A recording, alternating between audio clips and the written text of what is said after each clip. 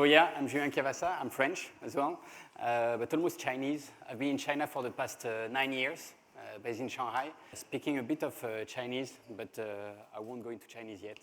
I made a kind of 360 evolution in my career. I started for the corporate world. I'm an engineer, actually. Then started to work at L'Oréal, so cosmetic company as well, very, very corporate. And after 3 years at L'Oréal in France, they sent me in Asia, so I discovered China. I discovered the whole Asia, actually.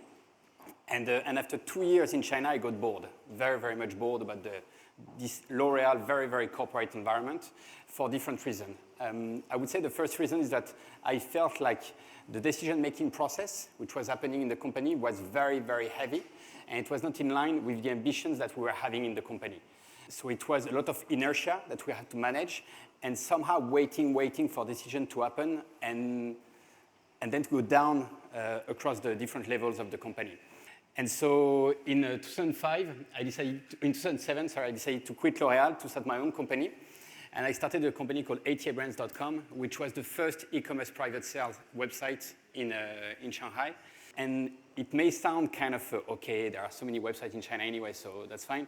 But back then, a lot of, especially the B2C website, did not exist in China. The Chinese environment, Chinese e-commerce environment, has been built on a C2C platform, which is called Taobao, which currently today owns 90%, 90, of the online transactions in China.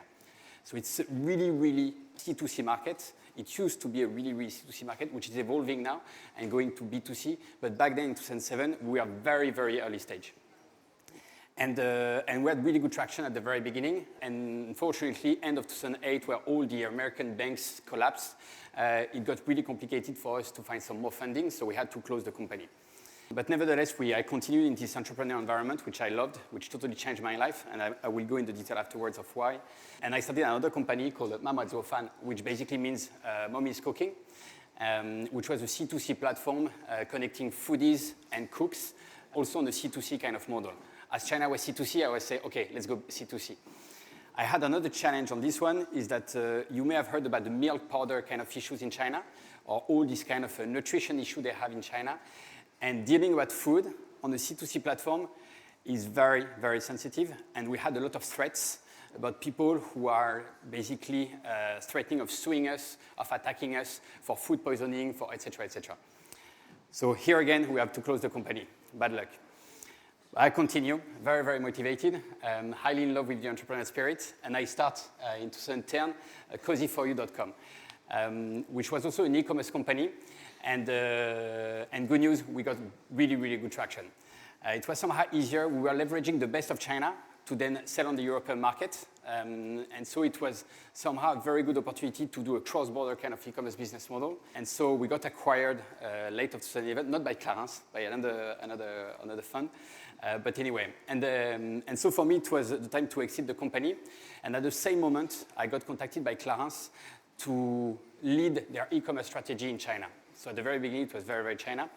And so I think that I've been from a corporate environment at the very beginning to an entrepreneur. And now I've been lucky enough to become an intrapreneur at Clarins. And I think this is very, very important to me. It's a very important word that especially luxury company needs to embrace, learn, and implement very, very strongly in the organization. So let me tell me, where are the reasons? I think the first thing about why luxury brands such as Clarins must hire digital entrepreneurs is that entrepreneurs are designers. And I think this is very, very key in this time of change. Currently, well, it's always been about change management, but currently, change management is happening very, very fast and every 2 or 3 months. There is this new technology which is happening. There is this new platform which is hot now, which is going to be dead in the next 6 months or 1 year.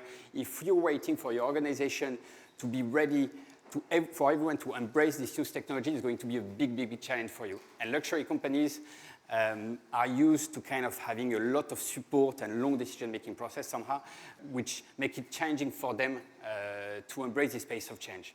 And I really think that through entrepreneur kind of spirit, change management is something which is at the heart, basically, of the business model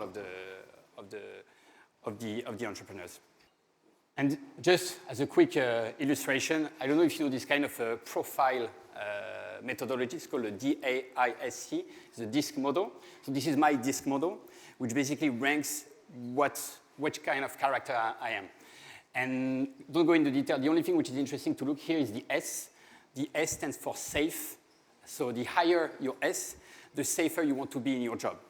So you don't want to change. You just want things to be steady and to be very stable. No change, no digital big data things. Okay, let's keep it simple.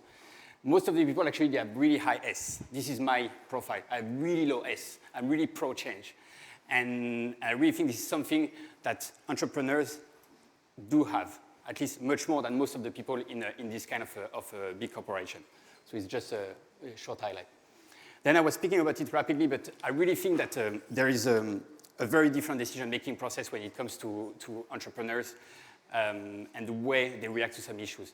And I think that for one simple reason is that the motto, time is money, is like very key when you're an entrepreneur and you think about it every single day. In most of my companies, actually, you see 2 of my companies failed. I was spending a lot of time of raising money.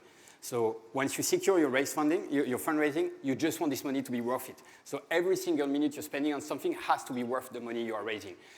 In bigger corporations, I'm not saying corporations are not sensitive about money. Of course they are. But it's harder on a daily point of view, and especially with so bigger teams, to make sure that everyone is very focusing on understanding that time is money. And we need to deliver according to what is very important for the company. We need to assess the priority, and hence we need to have a very, very much quicker decision-making process. And I think this is what entrepreneur can bring in this kind of organization. And there is, I think, one thing which is even more true when you work in China about this kind of decision-making process. A Chinese professor told me, in English, not in Chinese, the idea of causality, so a cause creating consequences, is something which is exotic for the Chinese. They don't understand the point. They don't get it. They don't understand that you sit here, you think like a French, we're really, really good at that, like building very, very long-term strategy, very solid, but somehow we take a lot of time to build a very, very long-term strategy, and then we deploy that strategy whatever happens. We have a guide, and we go in that direction. Chinese, they react in a somehow different way. They have an issue, they react to this issue, and then once they have overcome the first step, they reassess the whole situation, and then they react again. And it's very true in a lot of the things. You take a taxi driver, I don't know how many of you have been in Shanghai and take a taxi in Shanghai. Basically, taxi drivers, when they want to overtake someone, they start to overtake, and then they realize, there's someone in front of me. I'm going to get back. So they reassess each time what is happening.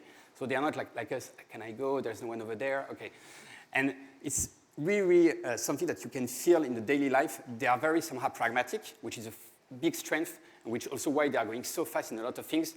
It's also why sometimes it's a bit quick and dirty, but it's kind of the balance in both worlds that we need to find. The first thing, and here I hope there are a lot of engineers, I really deeply think that the next 10, 20, 30 years are the time for engineers. They're not the time for marketers anymore. I heard a lot of big data. We speak about analytics. We speak about conversion, CPR, CPC, SEO, you name it, whatever technology. And it's funny because I do this kind of digital evangelization things within Clarins. And I speak. And then at the end of the conference, most of the people are telling me, when you speak SEO, it's like Chinese to me. I don't get what you're saying, but okay, I understand. It's important, but they don't get the thing. I think it's a big issue. I think people need to start understanding that technology, data, analytics is crucial in the day we are living. It's crucial in understanding our consumer behavior. It's crucial in understanding the merchandising we are doing. It's crucial in being engineer in a way, in that sense, so that we can understand what is happening in the environment we are evolving. And the kind of gut feeling thing related to, I love this kind of color and something. Okay, but let's back this up with data. Okay, is this color the right color that we want to sell, as the company before showed?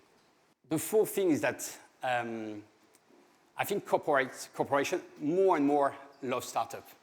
And it seems to me that, and even when I was an entrepreneur, you always feel like it's two different worlds. They are very, very isolated, very separated. You have this corporate world, big money, big resources, very, very long project, and then they take 3 years to implement something, and they pay 40,000 euros for a small implementation of something which costs 2,000 euros. And then you have the startup world, which is going very, very quick, somehow bootstrap, and it felt like, to me, it was very, very separated. I think with what is happening currently, with all this technology coming and moving so fast, companies, and Clarins is really, really motivated to go in that direction, is to merge more with startups. So basically to find, once again, the best of both worlds. So we want to start, kind of funding some startup companies which are going to answer to one of our specific needs. We want to deploy that specific project. Okay, let's not do everything from scratch. Let's get the help of a startup who has started to work on the technology. And I'm always referring, I'm always wondering how this kind of, the company like SAP are going to deal with this currently. SAP projects, basically you enter in a process which can last for years because you need to take over your whole organization, and it's so complex that it takes too much time, and by the time you are in the middle of the project, it's already outdated, and you need to redo it once again. And I really deeply think that companies, luxury companies, must be much more tactical in their approach, much more bold in their approach in betting in the right technology, betting on the right startup to kind of have a Kickstarter effect on the way they are going to go more digital. And just as an illustration, it's also true for the organization. At Clarins, digital before 2010 was kind of mild. And in 2010, the CEO decided to appoint a digital director and gave him basically, can we say, a white card, like a white envelope, saying, okay, you have that much money, do everything you need to do to make it start. And do not connect directly to the systems of the company, but let's work as a startup environment. And in a few years of time, it just grew very, very quickly. We developed platforms, desktop, mobile. We developed our presence on social media. We developed internally the digital capabilities of the different departments in terms of HR, et cetera, et cetera. This is something we are continuing to implement. It raises a lot of questions of organization, which I'm going to talk about. Because I think that the digital enablers will be the future leaders of the companies, and especially of the luxury companies.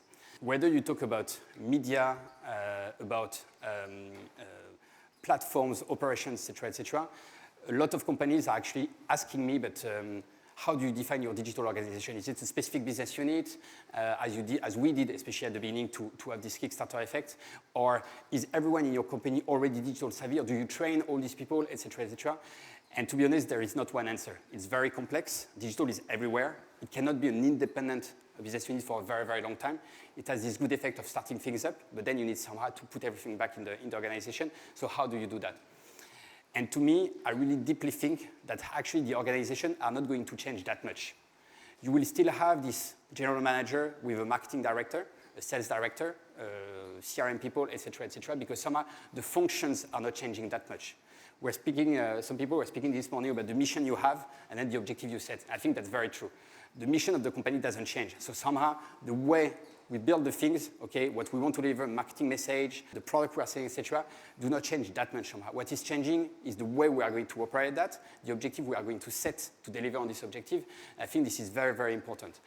What is going to change are the profile of the people owning this position. And tomorrow, the general manager of tomorrow, at Clarins, I'm preparing my future here. No, it's important. The general manager of tomorrow will be strongly involved in the digital strategy of the company. The marketing director of tomorrow cannot only know print. I mean, it's impossible. There was this slide from our media agency where you have this kid, maybe you have seen it, this kid flipping a magazine. And the bottom line, the header is a magazine is an iPad that doesn't work. And I think this is very, very true. And any marketer who is doing media has to understand that, things are shifting, and digital is just taking a big, big place in all our organization. So just to conclude, I think we have a bright future ahead of us for all of us. Thank you very much for listening to me, and have a very good day.